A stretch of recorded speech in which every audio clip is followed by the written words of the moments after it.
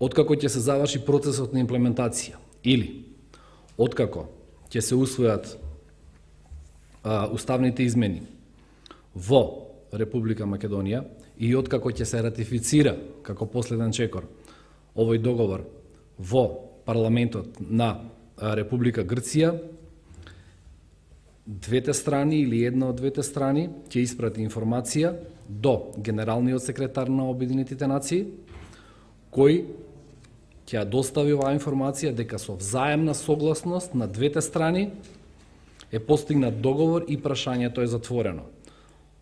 Тоа значи дека Советот за безбедност нема по истото ниту да дискутира, ниту да одлучува.